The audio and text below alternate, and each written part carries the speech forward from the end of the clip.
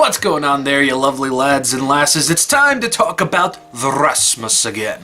Only unlike last week, I'm going to be talking about my top 10 favorite bonus tracks that the band have included in their multiple versions of their records. This is but part 2 of 3 from my little Rasmus trilogy that I got going on here, but before I start this video, I just want to ask, do any of you Rasmus fans out there want me to talk about Lauri's solo record, New World? I own both versions, the second version with all the remixes and everything, and I really like the record, and I just want to know, would you guys watch that? Would you guys dig that? Please comment down below and tell me. But anyway, let's start off with the number 10.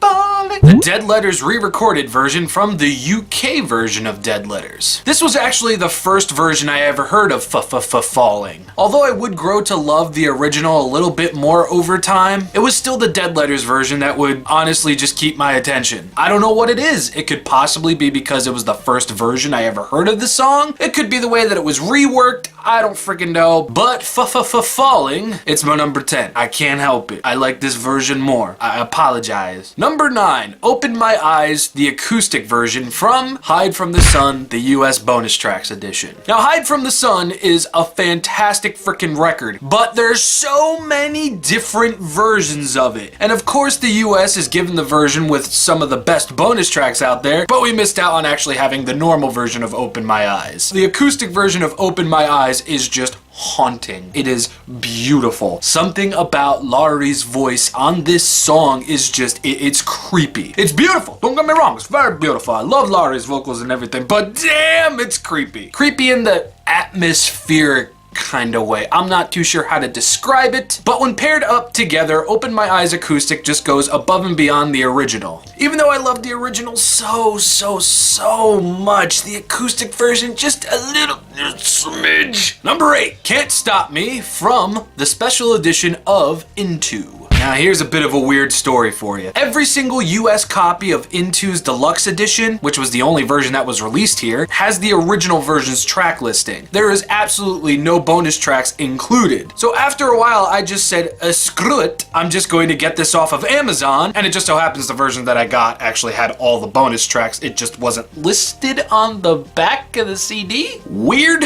So maybe I was actually looking at the special edition the entire time with all the bonus tracks, and all I had to do was actually just buy it. But anyway, Can't Stop Me out of the other bonus tracks included is my absolute favorite. Plus, when it comes to Can't Stop Me, you can really start hearing the Dead Letters sound coming out of the Rasmus. Yeah, you can hear that in a couple of songs off of Into, but when it comes to this song most of all, you can really just hear the influences starting to take hold of the Rasmus. And I think that's why it stuck with me so much, because I remember listening to it for the first time, I believe on Christmas Day actually, and I just remember thinking, holy crap, this is so weird. Was this supposed to be on Into or Dead Letters? Number 7, Justify, the Brown version from the Justify single from Black Roses. Justify is one of my favorite songs off of Black Roses. Coupled with its very thematic and awesome music video, it was hard to really hate anything about the song. And then when I managed to actually get a physical copy of the single, I saw Justify, Brown version. I'm like, what is this? And it is just this beautifully orchestrated acoustic version of Justify, and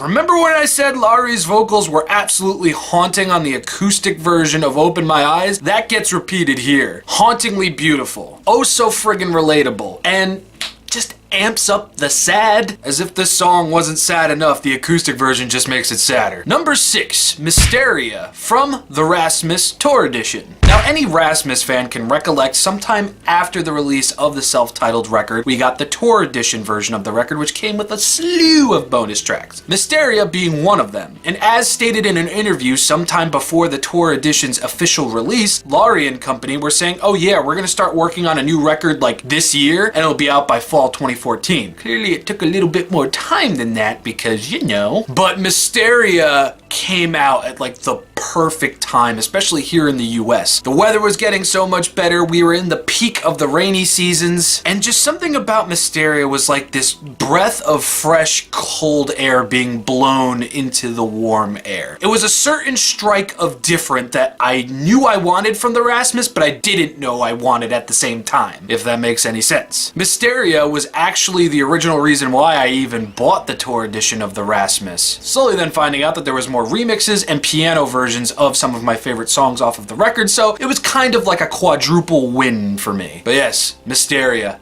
absolutely beautiful stuff. Cannot get enough of it, and its music video is pretty cool too. Number 5, Living in a World Without You, acoustic version from Living in a World Without You, the single from Black Roses. Living in a World Without You, I believe, was like one of the very first single CDs I ever owned in my life. And I remember getting it in the mail and looking at it, I'm like, what the frick is this CD?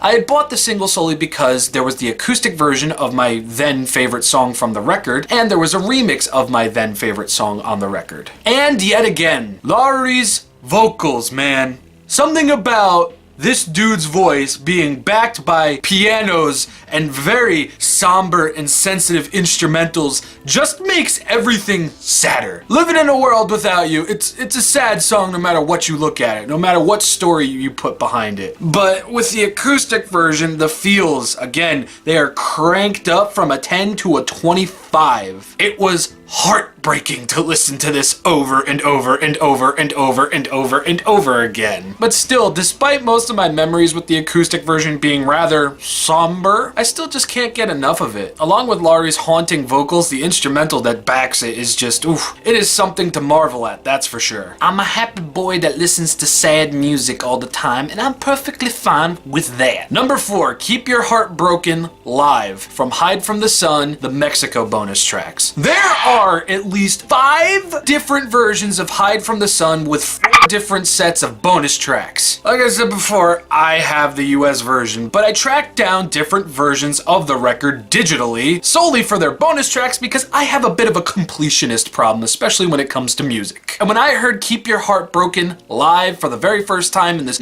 beautiful quality, I lost my shizzle. And I think I can credit this song as to really pushing me into like firmly saying, yes, the Rasmus is one of my favorite bands ever, because all of the emotion, all of the character, all of the mystique of the original song was brought to the stage live beautifully, perfectly. And sometimes some bands, a lot of the magic that was in the studio doesn't really follow over to the live stage, but when it comes to the Rasmus, they smashed this. And I would have been perfectly fine getting that as a bonus track as opposed to a remix or two. Number 3, Stranger, piano version from the Rasmus, the iTunes exclusive bonus tracks. Now there was 2 different kinds of exclusives when it came to the self-titled The Rasmus record. I believe I'm a Mess and I'm a Mess the remix were the Amazon exclusives, and the piano version of Stranger was the iTunes version, or maybe it was the 2 piano versions were the iTunes exclusive and the Amazon exclusive was the remix of I'm a Mess. I don't really remember, but Stranger and I'm a Mess are my 2 favorite songs off of the self-titled. And when I found out that there were piano versions of these songs, I went on a month-long tirade, blowing through absolutely every single website I can find that apparently hosted the songs or still had the songs. Of course, it would be sometime afterward that I would finally attain them. And boy, did the feels come a-flooding. Yet again, Lauri being backed by a piano,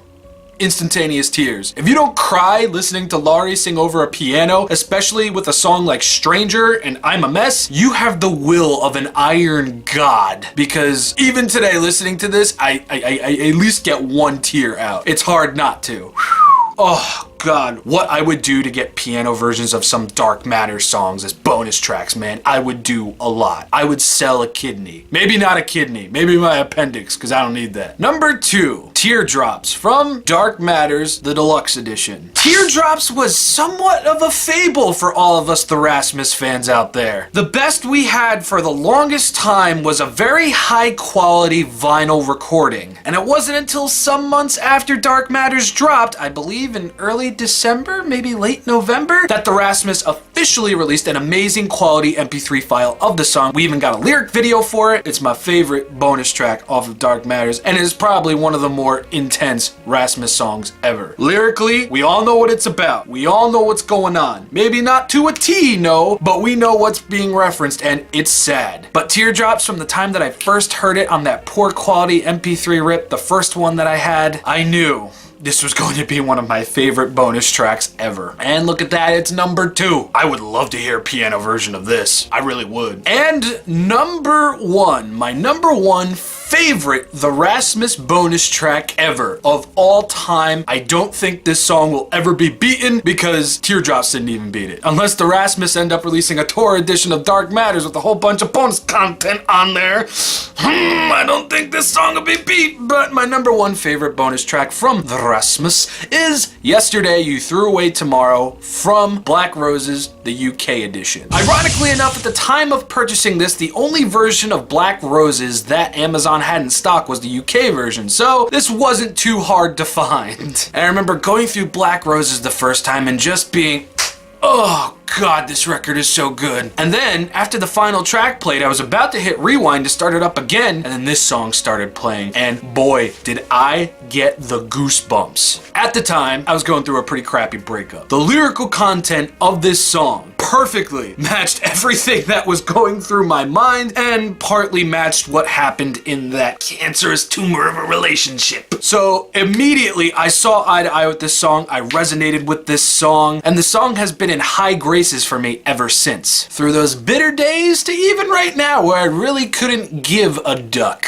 Yesterday You Threw Away Tomorrow is my number 1 favorite The Rasmus bonus track. When I was making my top 10 The Rasmus songs, had I included bonus tracks as part of like the rules of making this list, this would have been my number 1 favorite The Rasmus song, but I wanted to split it up, you know what I mean? So yeah, those are my top 10 favorite The Rasmus bonus tracks. This time next week, I will be dropping my very first episode of Deconstructing the Discography, and obviously the band in question will be The Rasmus. Deconstructing the Discography will kind of be like what I'm doing right now, but it'll be me going through the Rasmus's discography, listing off what records I like from least to best in a nice little neat format and such. So get excited for that. Please let me know what some of your favorite The Rasmus bonus tracks are, although some of you mentioned a lot in the last video. Please let me know if you would like me to talk about Lauri's solo record, New World, down below as well. And just as an added bonus, what's your favorite The Rasmus music video? Because I'm thinking about turning this into a tetralogy as well, officially ending with my top 10 favorite The Rasmus videos, but we will see about that. Until next time, everybody, I have been Just Rob, hope you enjoyed, and I will see you all next time.